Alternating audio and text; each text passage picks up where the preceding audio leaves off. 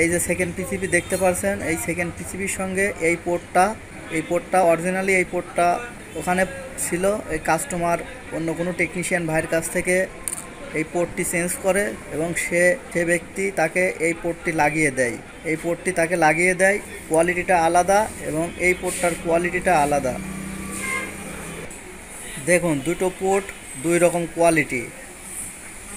এই পোর্টটার যে সাইডে লেগগুলো এই পোর্টের তুলনায় অনেক মোটা এবং এটা এখানে লাগানো ছিল এবং এখানে যে একটা ছিদ্র দেখছেন, এই ছিদ্রর সঙ্গে এটার কোনো মিল নেই এবং সেখানে কোনো রকম করে লাগানো ছিল এবং সেটটা সে অল্প দিন আগেই পোর্টটা চেঞ্জ করেছিল এবং কিছুদিন চলার পরে পোর্টটা আর কাজ করে না এবং পোর্টের সঙ্গে যে ঝালাইগুলো ছিল, ঝালাইগুলো ঠিকমতো ছিল না। দেখুন আমি ডিশোল্ডার উইক দিয়ে একদম জায়গাটা ক্লিন করেছি।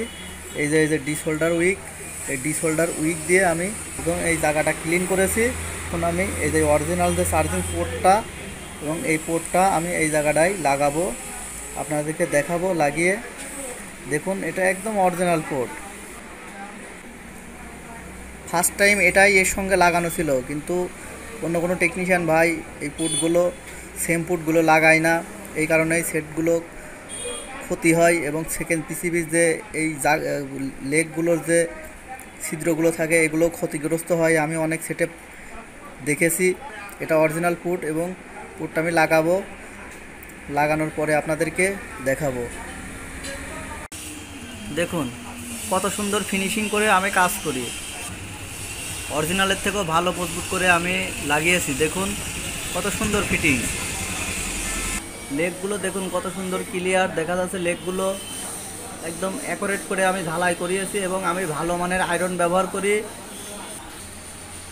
এখন ইনশাল্লাহ আমি ভালো মানের আয়রন ইউজ করি, আমার কাজগুলো অনেক ফিনিশিং ভালো হয়। তো বন্ধুরা কত সুন্দর ফিনিশিং হয়েছে। এবার আপনাদেরকে পুরো বোর্ডটা দেখাবো। এই যে দেখুন পুরো সার্কিটটা দেখুন কত সুন্দর ফিনিশিং।